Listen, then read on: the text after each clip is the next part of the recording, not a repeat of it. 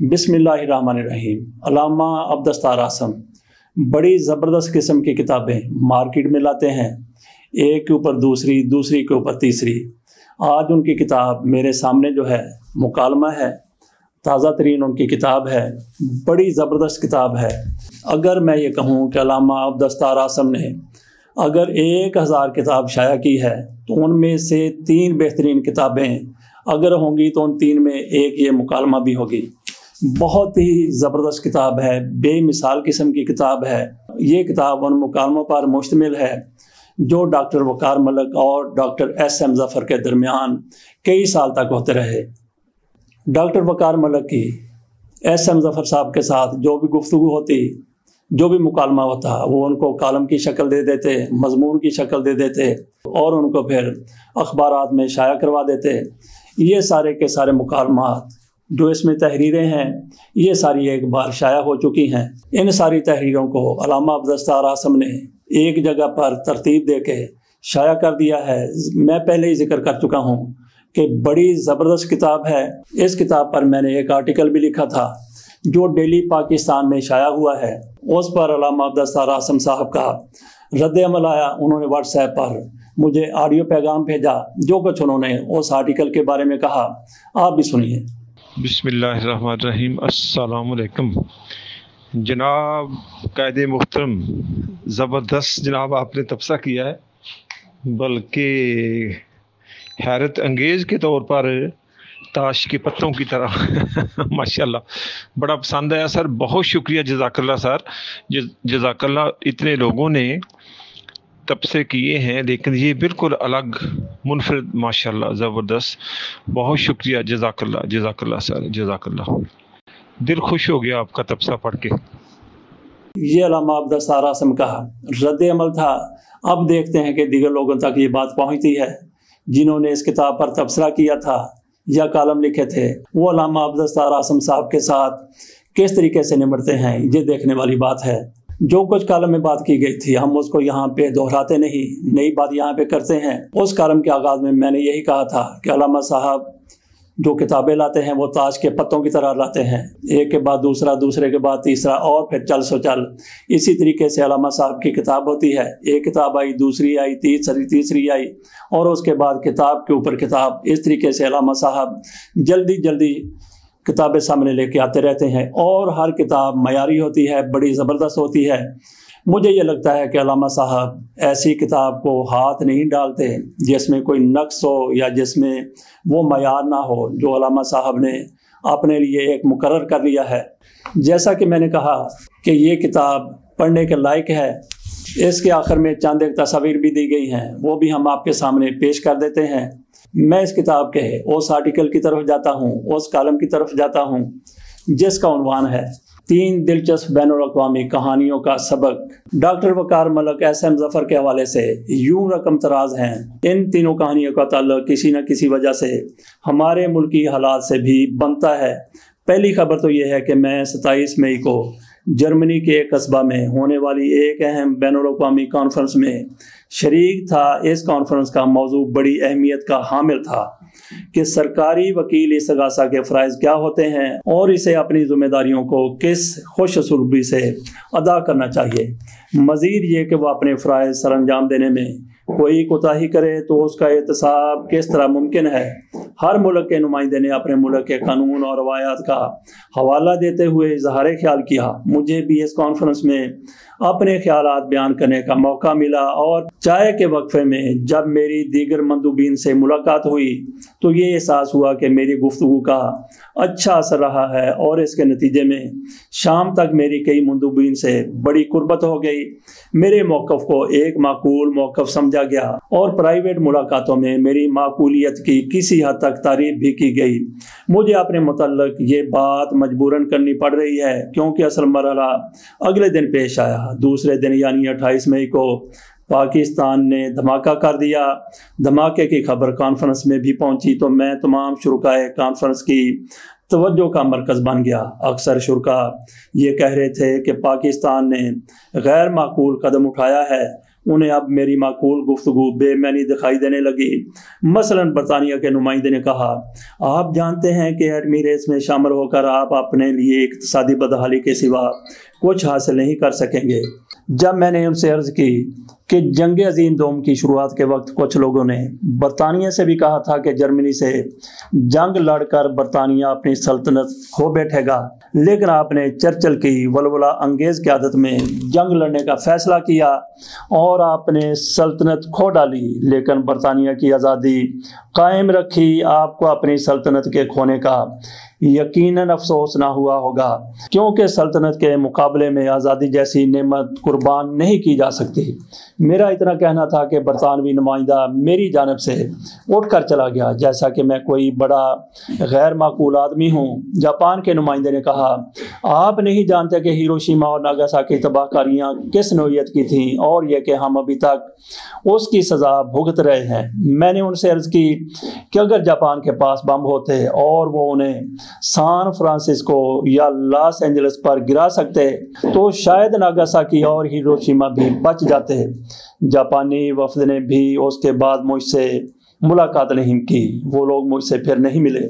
Germany के नुमाइंदे ने कहा, मिस्टर जफ़र, हम पाकिस्तान को अयूब खान के ज़माने से बहुत पसंद करते हैं, बल्कि जितना इस्तकबाल हमने आपके सदर अयूब खान का किया और बार बार किया, उस ज़माने में इस तरह किसी सदर का इस्तकबाल नहीं किया गया, क्योंकि आप एक जर्री और बहादुर कौम हैं और आपके फ़ौजी खूब लड़ना जानते हैं। आपको अमेरिका से आम असला की रियायत और गारंटी ले लेनी चाहिए थी और एटमी धमाका नहीं करना चाहिए था। मैंने अर्ज किया, सुनने में आया है कि जर्मनी एटम बम बनाने के करीब पहुंच चुका था और नॉर्वे में यूरेनियम साफ करने का कारखाना लगाया गया था, जो खुफिया तौर पर इस अमल में मसरूफ़ था।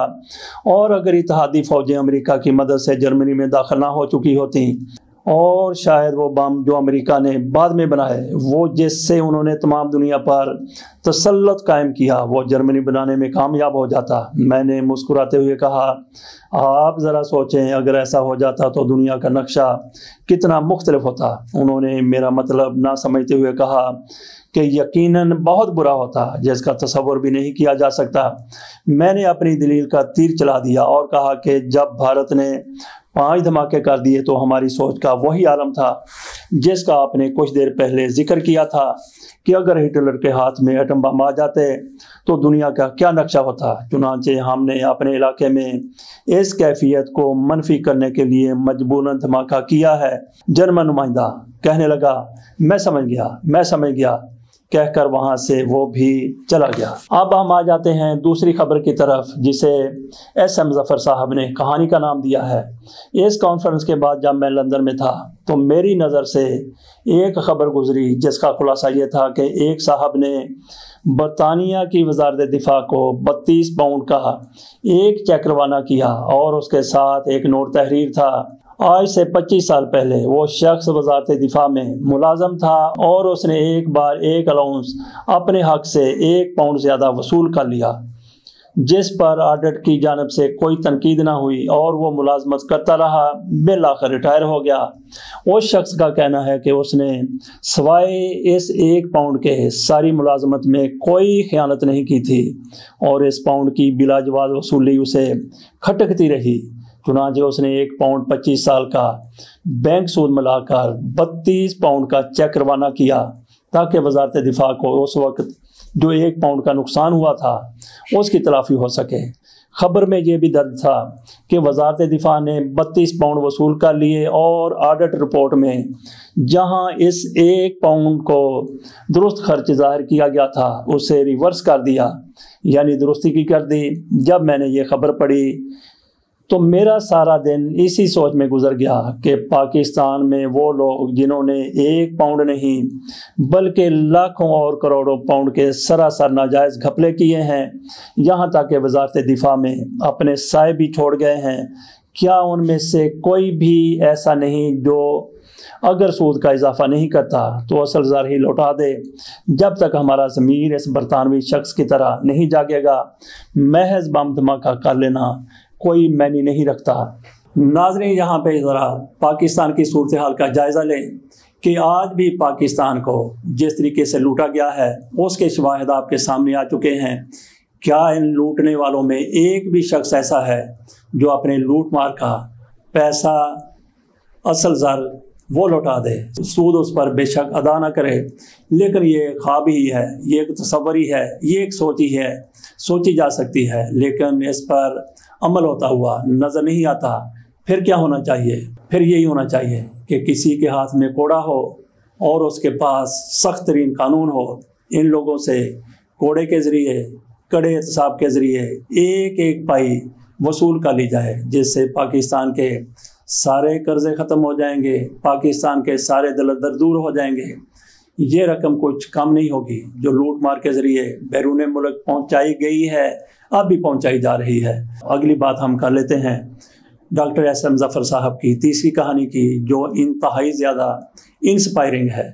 तीसरी खबर बड़ी अजीब व गरीब कहानी पर मुश्तमिल है जो एक शख्स की खुद नविश्त में दर्ज है। मैं लंदन में एक किताबों की दुकान पर गया तो वहाँ एक किताब मकबूल तरीन किताबों की अलमारी में नज़र आई। किताब का नाम, जिसका मैं आज़ाद तर्जमा कर रहा हूँ, खूबसूरत तितलियाँ और सुहानी घंटियाँ। ये किताब मुसन्नफ़ ने अपने हाथ से नहीं लिखी क्योंकि उनके हाथ मफलूज थे, वो कलम पकड़ नहीं सकते थे, ना टाइप कर सकते थे। ये किताब मुसन्नफ़ ने लिखवाई भी नहीं, यानी ऐसा नहीं हुआ था कि वो बोलते गए हों और किसी ने उनके कहने को लिख डाला हो, क्योंकि वो बोलने से भी माजूर थे। उन्होंने ये किताब अजीब व गरीब हालत में लिखी। ये शख्स राइटर, जो किसी वक्त बहुत अच्छा स्पोर्टमैन था, एक अजीब व गरीब बीमारी का शिकार होने के बाद तमाम असाबी कुव्वतों से महरूम हो चुका था। सिर्फ उसका दिमाग चलता था और बायां आँख की पलक झपक सकता था। ना बाजू उठते थे, ना उंगलियां चलती थीं, ना जुबान चल सकती थी, यहाँ तक कि दायां आँख की पलक भी झपक नहीं सकता था। गोया वो एक मुर्दा जिस्म था जिसकी सिर्फ बायां आँख खुलती थी और दिमाग काम करता था। इस हालत में उसने अपने साथ एक हमदर्द को शामिल करके अपनी आँख झपकने को ज़रिया ज़ुबान बना लिया। मसलन वो एक बार आँख को झपकता था तो उसका मतलब ये होता था कि ए लिखना है, 2 दफ़ा झपकता था तो उसका मतलब होता था कि बी लिखना है, 3 दफ़ा झपकता था तो उसका मतलब होता था कि सी लिखना है। 150 सफ़े की एक खूबसूरत और बामानी किताब यूं आँख झपक झपक कर 2 साल की कावश के बाद मुकम्मल हुई और अब मकबूल तरीन 10 किताबों में से एक किताब शुमार होती है। हर चीज़ से माजूर इंसान और किसी तरह की मायूसियों में घिरा शख्स अगर इरादा बांध ले तो आँख झपक कर भी बड़े बड़े मुसन्निफीन के मुकाबले में आ सकता है। किताब का मरकज़ी ख्याल है कि इंसान को अपने अज़म और हिम्मत से हर हालत में काम लेना चाहिए। किताब लिखने और शाया होने के 1 साल बाद ये मुसन्नफ़ दुनिया से चला गया, लेकिन खूबसूरत तितलियाँ और सुहानी घंटियाँ आज भी देखने, सुनने और पढ़ने के लिए हर फर्द के लिए मौजूद हैं। शर्त यह है कि वो इनसे इस्तिफ़ादा करने का अज़म करे। पाकिस्तान आज ना तो इतना माजूर है कि इसके बाजू न हिल सकें या इसके जिस्म का या इसका जिस्म बेहरकत हो गया हो, बल्कि 1947 के मुकाबले में आज का पाकिस्तान कई लिहाज से तवाना और सेहतमंद है। तो क्या अगर हम पर मुश्किलात आएँ तो हमें मायूस होना चाहिए या कि इस मुसन्नफ़ की तरह खूबसूरत तितलियों और सुहानी घंटियों की तलाश में निकल पड़ना चाहिए? मुझे यकीन है कि अगर हम अज़म कर लें तो तारीख़, जो कि एक तवील दास्तान हुआ करती है, इसके एक माकूल दौर ही में हम आँख झपकते झपकते इन मुश्किलात पर काबू पा लेंगे जो दुनिया अपने मखसूस रवैये की वजह से हम पर मुसल्लत करने का इरादा रखती है। चंद माह कबल हमारी एस.एम. ज़फ़र साहब से मुलाकात हुई थी। उस मुलाकात का हमने वीलॉग भी बनाया था। एस.एम. ज़फ़र साहब की इस वक्त उम्र 92 साल है।